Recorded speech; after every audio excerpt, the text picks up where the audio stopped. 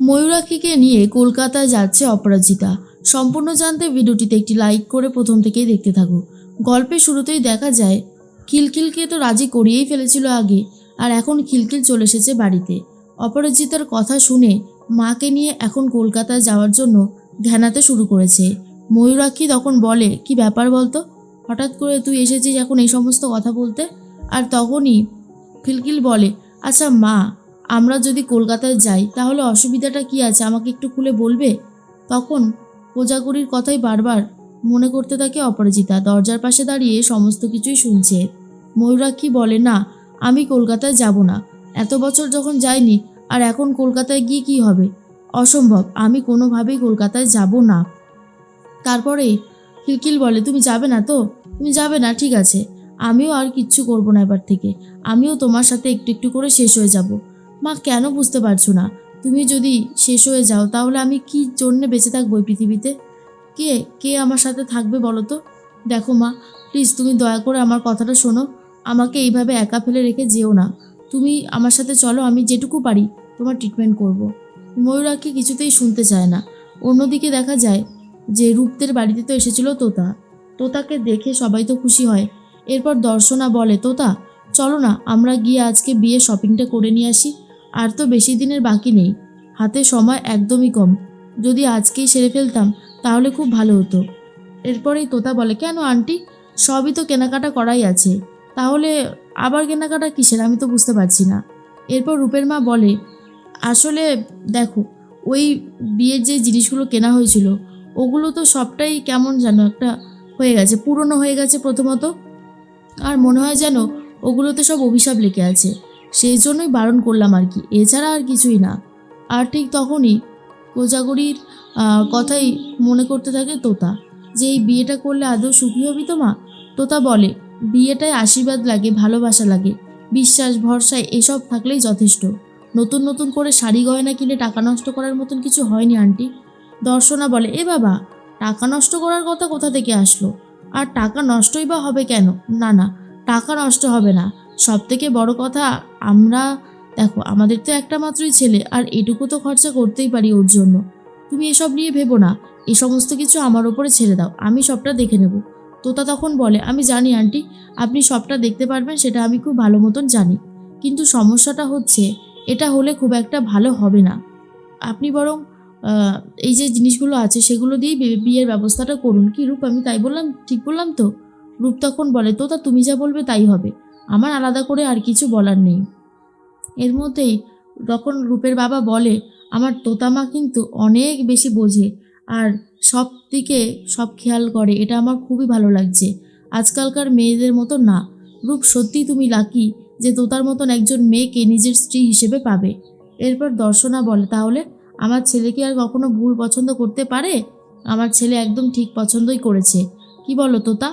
এরপর তোতা বলে, আন্টি আমি তাহলে আসি। রূপ বলে, আরে দাঁড়াও, কোথায় যাচ্ছ? তোমাকে না খাইয়ে ছাড়বই না। তোতা বলে, না না না না, আজকে আমাকে জোর করো না, আজ আমার খেতে একদমই ভালো লাগছে না, আজ আমি কিছুই খাবো না। তখন রূপ বলে, কেন খাবে না কেন? কি হয়েছে বলো তো, তুমি আমার ওপর কি রেগে আছো? আর তখন তোতা বলে, আমি তোমার ওপর কেনই বা রেগে থাকবো? কী সব কথা যে বলো, যদি তোমার ওপর রেগে থাকতাম তাহলে কি এই বিয়েতে মত দিতাম? দেইনি তো, আমি তোমার ওপর একটুও রেগেনি, বিশ্বাস করো। এর মধ্যেই রূপের বাবা বলে, তোতামা, মনের মধ্যে যত খারাপ কিছু আছে সব বার করে দাও, এরপর দেখবে যা হবে খুব ভালোই হবে। তোতা তো এদিকে সব কিছু মানিয়ে নেওয়ার চেষ্টা করছে, কিন্তু আসমানকে ভুলতে পারে না এত সহজে। আর অন্যদিকে ময়ূরাক্ষীকে বোঝাতে থাকে খিলখিল, আর এটা বলে, আমার সাথে আমার মাসি আছে, আর ভয় কিসের বলো তো? আমি সবটা খুব সুন্দরভাবে করব, দেখে নিও, তোমার ভালো ট্রিটমেন্ট হবে। আর কলকাতা শহরে শুনেছি কাউকে ফিরতে হয় না, সবাই ওখানে একটা না একটা কাজের খোঁজ পেয়ে যায়, আমিও পেয়ে যাব। এরপর ময়ূরাক্ষী বলে, দাঁড়া দাঁড়া দাঁড়া, মাসির খোঁজ পেয়েছিস মানে কি বলতে চাইছিস? আর অপরাজিতা তখন চলে আসে হাসতে হাসতে, বলে, রাজি করাতে পারলে? তখন ময়ূরাক্ষী বলে, আচ্ছা, তার মানে আপনি? তাই বলি, হঠাৎ করে আমার মেয়ের হলোটা কি? আমাকে কলকাতায় নিয়ে যাবে বলে এত উঠে পড়ে লেগেছে, তার মানে আসল কারণটা হলো এটা, তাই তো?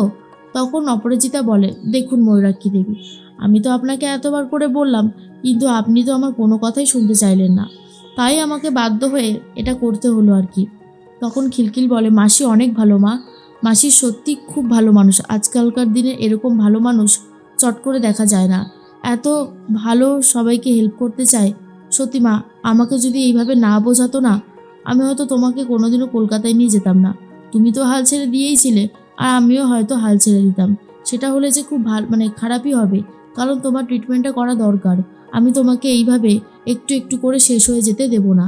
অপরাজিতা বলে, ময়ূরাক্ষী দেবী, মেয়ের কথা শুনুন, মেয়ে তো বড় হয়েছে, চান না মেয়ের একটা সংসার হবে, সেটা আপনি দেখবেন, কত সুন্দর একটা জীবন পড়ে আছে। আর আপনি কিনা এখনই এভাবে ভেঙে পড়ছেন। আমি আছি তো, খিলখিল আছে, আমি আছি, আপনার ভয় কিসের? ময়ূরাক্ষী বলে, না না, ভয়ের কিছু তো নেই, আমার যেতে ইচ্ছা করছে না।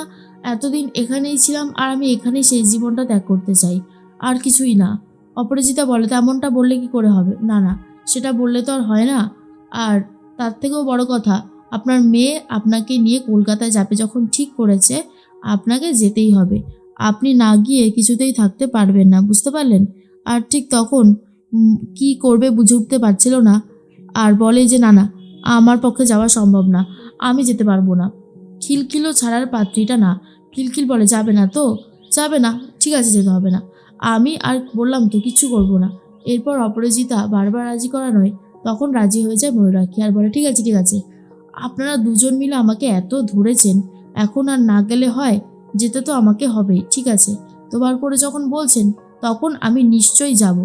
কথাটা শোনার পরে খিলখিল আর অপরাজিতা দুজনেই খুব খুশি হয়ে যায়, কারণ তাদের মিশন একেবারে সাকসেসফুল হচ্ছে, আর এটার জন্যই সবাই খুব খুশি। তারপরেই অপরাজিতা বলে, ব্যাস, তাহলে নিজের জামা কাপড় যা যা গুরুত্বপূর্ণ জিনিস আছে সব কিছু গুছিয়ে নেন, আমরা কিন্তু খুব তাড়াতাড়ি বেরিয়ে যাব। খিলখিল বলে, চিন্তা করো না মাসি, আমি সব কিছু গুছিয়ে দিচ্ছি যাতে আমরা খুব তাড়াতাড়ি বেরিয়ে যেতে পারি। অন্যদিকে তোতার মনটা খারাপ। রূপ তখন বলে, কি হয়েছে তোমার? মনটা মনে হচ্ছে ভীষণ খারাপ। আসলে তখনই তোতা বলে, মনটা ভালো নেই, এই আর কি, সব কিছু নিয়ে একটু বিজি হয়ে রয়েছে, আর কিছুই না। তখনই রূপ বলে, যাক, তাহলে তো খুব ভালোই হয়েছে, আমাদের বিয়েটা তাড়াতাড়ি হয়ে যাবে, সব কিছু আস্তে আস্তে ঠিক হয়ে যাবে, তারপর আমরা বিদেশে চলে যাব আর সেটেল হয়ে যাব। কি বলো তোতা? তোতা তখন বলে, হ্যাঁ, সেটাই তো চেয়েছিলাম, আর সেটাই তো হওয়ার কথা ছিল। মাঝখানে কিছু ভুলভাল কাজের জন্য ঝামেলা হয়েছে। এরপর রূপ বলে, যাই হোক, ওগুলো না মনে করো না, ওগুলো মনে করলেই যত বিপদ আসে। তাই বলছি, যা হবে ভালোই হবে, চিন্তা করো না। এদিকে ময়ূরাক্ষী রেডি হয়ে গেছে। অপরাজিতা আর খিলখিল ময়ূরাক্ষীকে রেডি করিয়ে নিয়ে কলকাতার উদ্দেশ্যে রওনা দিচ্ছে। অপরাজিতা মনে মনে ভাবে, উত্তলোকদা, ময়ূরাক্ষীকে নিয়ে যাচ্ছি, আশা করি তুমি ময়ূরাক্ষীকে অ্যাকসেপ্ট করবে, তোমার সমস্ত মনের আশা পূরণ হবে এইবার। ময়ূরাক্ষীর ওপর যেটুকু খারাপ কাজ তুমি করেছিলে, আশা করি তোমার ভালোটা দিয়ে এবার তুমি শুধরে নেবে।